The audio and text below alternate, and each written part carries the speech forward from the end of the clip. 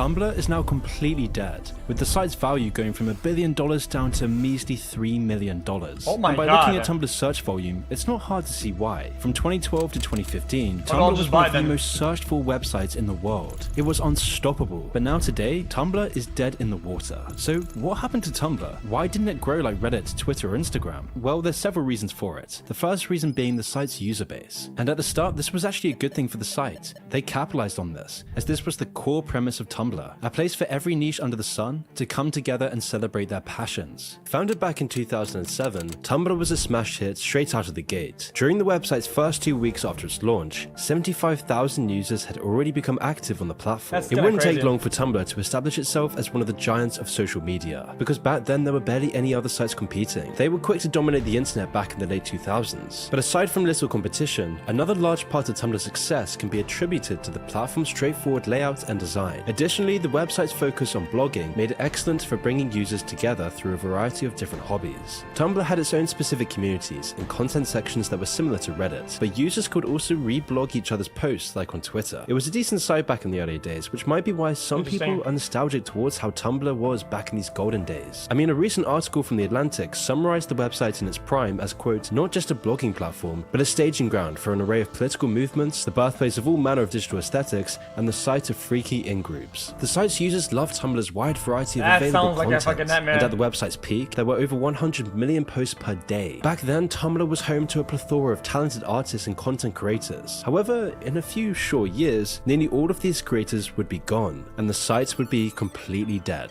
So why was this the case? And how could a website with so much influence and such a huge user base implode so quickly? You see, during Tumblr's prime, Tumblr was filled with countless subcultures, all with varying levels of depravity and vocality. You see, Tumblr was different to Reddit. This was a place for the artsy hipster crowd. In fact, this was really for anything you could name. Tumblr was home to hipsters, bronies, furries, feminists, and so many more on the website. And whilst this was great for Tumblr's initial growth, this would also be one of the main reasons for Tumblr's downfall. And this became apparent in 2014. Around this time, there had never really been many online gatherings, especially not on Tumblr. So what would it look like if these social rejects attempted hosting their own real-life event? Well, that question got an answer during the infamous 2014 convention organized by Tumblr's very own users. And it was this event that would mark the decline of Tumblr's entire website. Now, to give some context, a community on Tumblr had just announced this thing called Dashcon. Dashcon was a convention advertised as being run by Tumblr fans for Tumblr fans, touting that the event would be the largest gathering of Tumblr users to date. And at the time, this seemed like a perfect opportunity for people to socialize with their friends and communities, which was then egged on by Dashcon's organizers, who promised the world to their attendees. Fandom panels, literature readings, podcasters, a live band, and a massive bull pit were all to be expected during the convention weekend. However, once the event rolled around, Dashcon's organizers and the attendees would be thoroughly slapped with a dose of reality. This was going to be historic. Tumblr was organizing this huge event, and it was supposed to be a great PR move for Tumblr. In fact, around 5,000 people were expected to show. But when the event actually came to fruition, only a little under 300 ended up actually making the nearly empty hotel. Furthermore, an anticipated podcast group, as well as the live band, actually cancelled their bookings well before Dashcon started, which was a snub to attendees who bought VIP tickets in hopes of seeing them. So what was their compensation for this misfortune? A free extra hour in the so-called massive bull pit, which turned out to be just an inflatable swimming pool filled with plastic balls in the middle of an empty lounge. Even worse for the event organizers, the contrast in expected to actual arrivals was starting to cause big problems. You see, they were planning on making over $17,000 in door sales, and most of that money was supposed to be paid for hotel managers so that Dashcon would be kept afloat. Unfortunately, this $17,000 was money they didn't actually have. Because of the organizers' inaccurate foresight, every Dashcon attendee was called into a single room and asked to donate so that the event could continue. And shockingly, they actually managed to muster up enough funding, although the majority of it was done through online transactions. However, there was a catch. Using the maths done in Internet Historian's video on Dashcon, it turns out that these event hosts actually scammed their attendees. The organizers requested far more money than they actually needed, and then pocketed around $9,000 in door sale revenue and donations for themselves. And to put the final cherry on top of this clown fiesta was that the official artwork for Dashcon ended up being stolen copyright material. This Dashcon situation would end up irreversibly damaging Tumblr's reputation. This was the first major crack in Tumblr's public image. This was one of the first signs that Tumblr was going to collapse. Even though the event wasn't officially licensed, the whole ordeal— How does a big platform worth $1 billion can't fund an event they need to crowdfund for $17K? showcased how out of touch with reality a lot of Tumblr's user base really were. The event was then further put in the limelight after Internet Historian's rundown on Dashcon, which received over 17 million views. Yet even still, Dashcon wouldn't be the last time that Tumblr's more questionable and radical users started gaining notoriety across the internet. It was a year later in 2015 when Tumblr's empire would begin to collapse. You see, in late 2015, another big controversy was coming around the corner to taint Tumblr's legacy, and this controversy was around the incredibly vocal Steven Universe fandom. It all started when an artist going by the username Sammy070 uploaded a series of innocuous artworks depicting certain characters from the cartoon, packing simply just a few less pounds than they actually did in the real show. Now, the Steven Universe didn't like this. Despite the fact that this fandom is clearly focused on areas like inclusivity and tolerance, this artwork was definitely not taken lightly. And what followed after Sammy posted her artwork was a relentless campaign of... I don't get it. What's the problem with this? Despite the fact that this fandom is clearly focused on areas like inclusivity and tolerance, this artwork was definitely What's wrong with that? not taken lightly. And what followed after Zami posted her artwork was a relentless campaign of vitriol and threats from her fellow Tumblr users. And this is to put it lightly, because Zami actually received so many hate messages that she stated she was going to sleep forever, and apparently got close enough that she ended up in the hospital. And even after this information went public, some members of the Steven Universe fandom still continued their assault. Tons and tons of users kept up their stream of death threats towards Zami, while accusing her of lying about her suicide attempt and mental well-being. The Tumblr hive mind had decided that Zami's depictions of the cartoon Why, but what was wrong with the character? I don't get it. What's wrong with the drawing? characters went against the Steven Universe's message of inclusivity. Yet ironically, their response was to violently exclude and harass an artist for drawing something they didn't like. But this controversy served to highlight that Tumblr's entire community... She's too... not fat enough or too fat? Nah, you're capping. There's no shot. You guys are... Nah, I'm rewinding this shit. ...decided her of lying at tons in public. Some members... I don't get it. Because she just really cared not fat enough? Mental well-being. The Tumblr hive mind had decided that Zami's depictions of the cartoon characters went against the Steven Universe's message of inclusivity. Yet ironically... What is sometimes... Guys, I don't want to get canceled, but listen.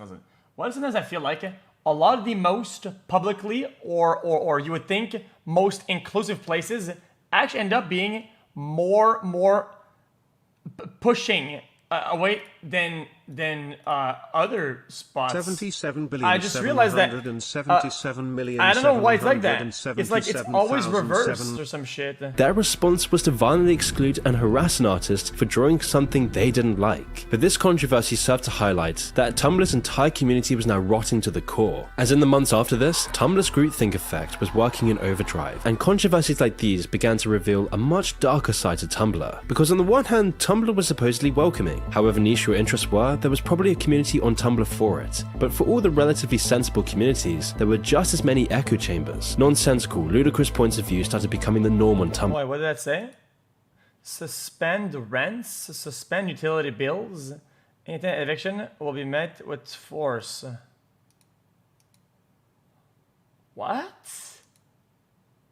Ludicrous points of view started becoming the norm on Tumblr, and anything outside of So live for free, don't pay for anything, and then squat and break the law?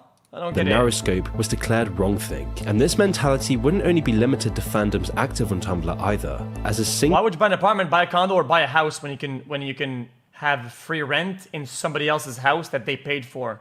What?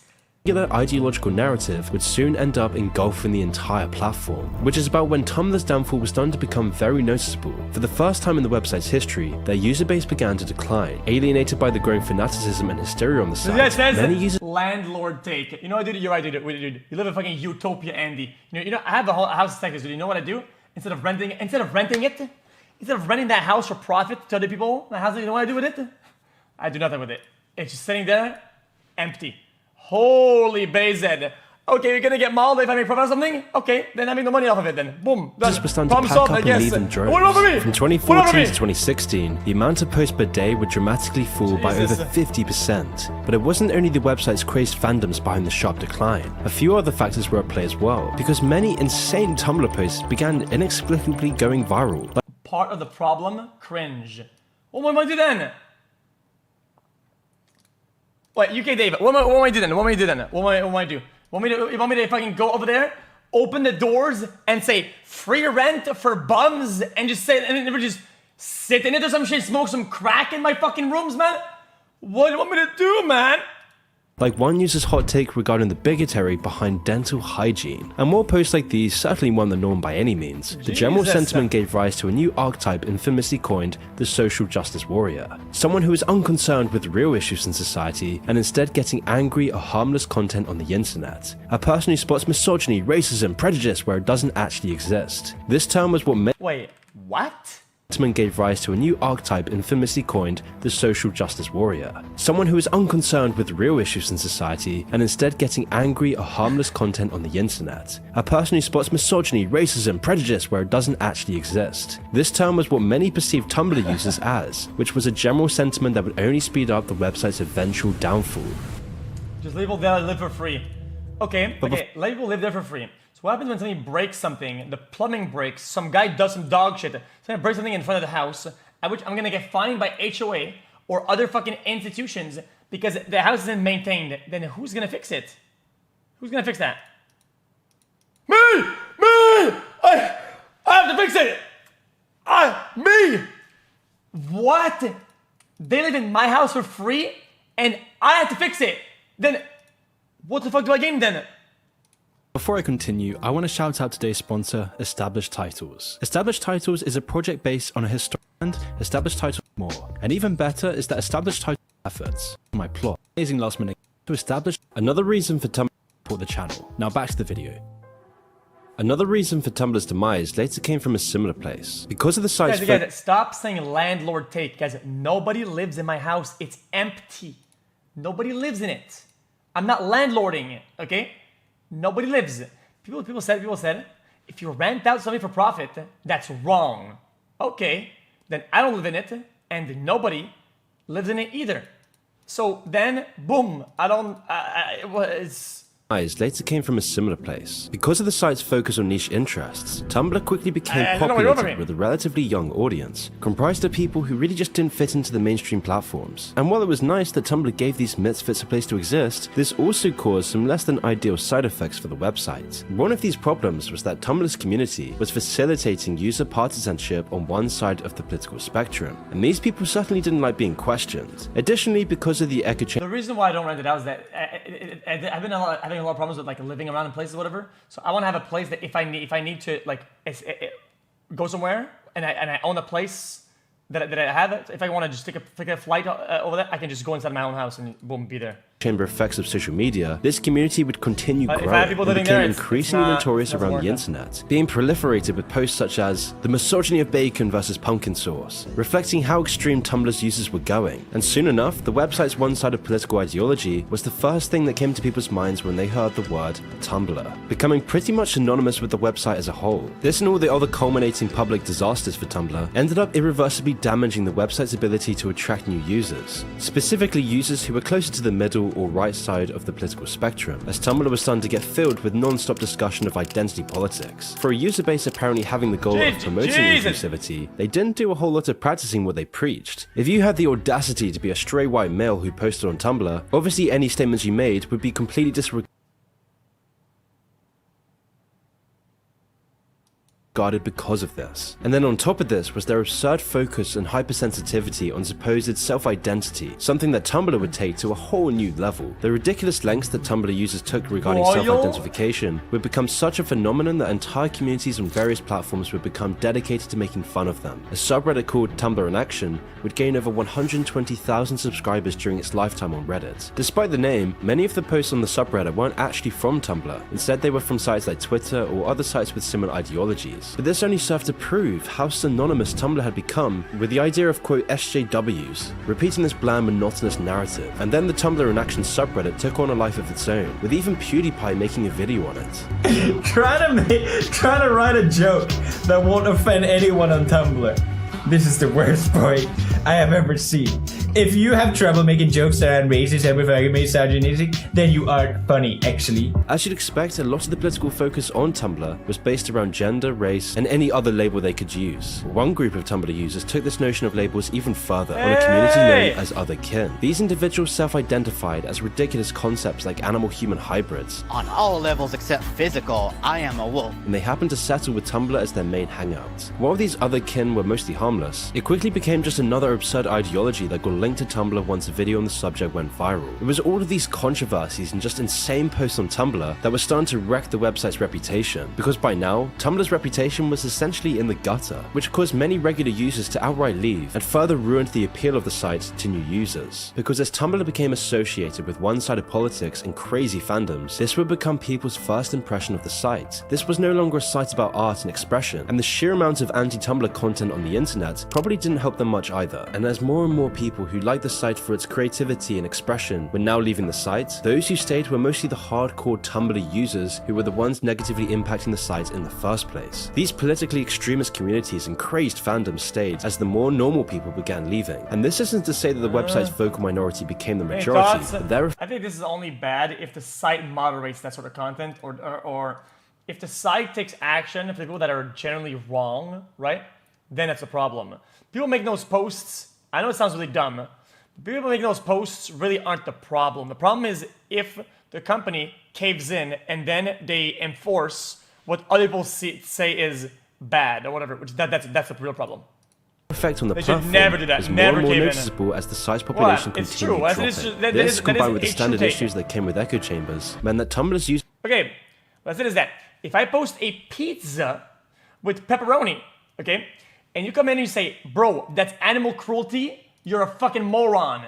And everybody agrees, and thousands and thousands of people go on the website and say, you shouldn't post that, that's disgusting, that's animal cruelty right there, because you have pepperoni on your pizza, right? If their post, even if it's dumb, and it's fucking stupid and they're brain dead if they say that, okay, that is not the problem. The problem is if the platform say, hey man, they're right, and they start moderating based on things that other people are mad about. That's the real problem. I don't know if they did it or not, but user base would only become more and more radical. Yet another factor working problem. against the site. It was clear that Tumblr was rotting that's to what's the been core, happening which lately. brings us perfectly to late 2016, when Yahoo announced that Tumblr had lost around half of its previous $1 billion value. Even worse, Tumblr's last remaining founder, who was still involved with the company, had just quit. And further up the corporate ladder, the owners of Tumblr, Yahoo, weren't doing all too well either, eventually being bought out by Verizon the next year. This acquisitional chaos and the departure of Tumblr's founder left the website without a vision. Additionally, the financial problems at Tumblr were further exacerbated by even more users leaving the site, with their user base graph looking like this. And then at the beginning of 2016, new posts on Tumblr had already fallen to only 60 million per day, around half of what they were just 3 years earlier. During the span of the next year, Tumblr's daily posts would again half to just 30 million a day. The platform wasn't just declining, it was in freefall. The many compounding issues with Tumblr's community had done a number on the website. As the website was now owned by Verizon, they had to do something fast to stem the bleeding. If they couldn't sort this problem out soon enough, Tumblr would be dead in the water. Is absolutely and so Tumblr bussin'. turned to a last resort. To gain money to reinvest back into Tumblr, the company resorted to a final decision. They would tackle the issues that advertisers had with advertising on Tumblr. You see, even from the start, Tumblr's always had trouble making money relative to other social media sites. Compared to other platforms like Google, where users enter specifically what they want to see in the search bar, or Facebook, where profiles hold valuable data about the individual, Tumblr had it rough. Similar to Reddit and 4chan, Tumblr users are considered very low value in the eyes of advertisers, all due to the problem is that it's low on volume.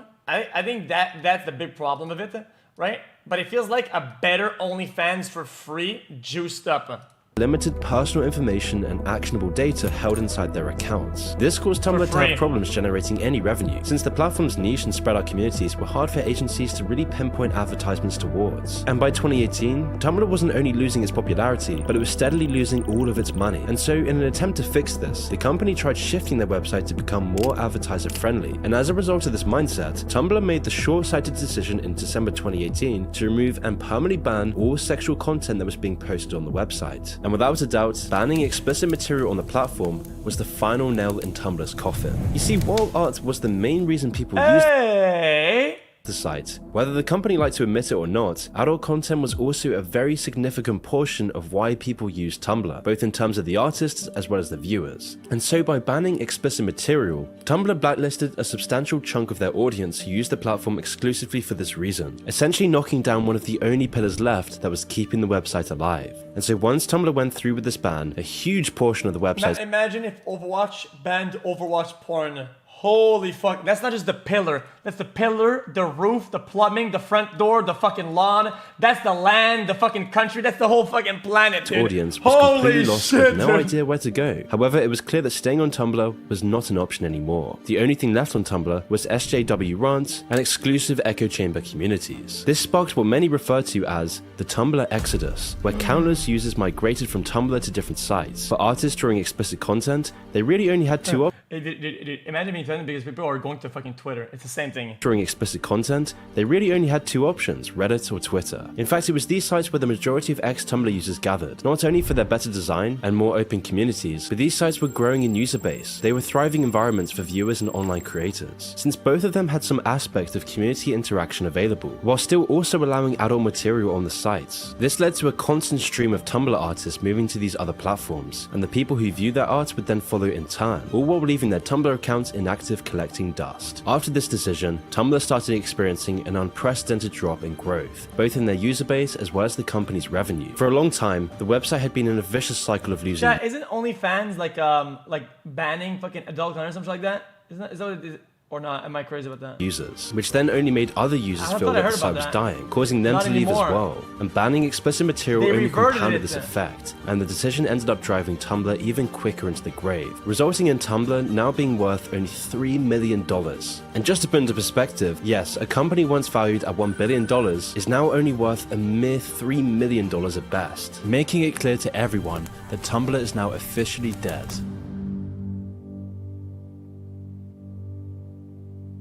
I ain't buying that shit.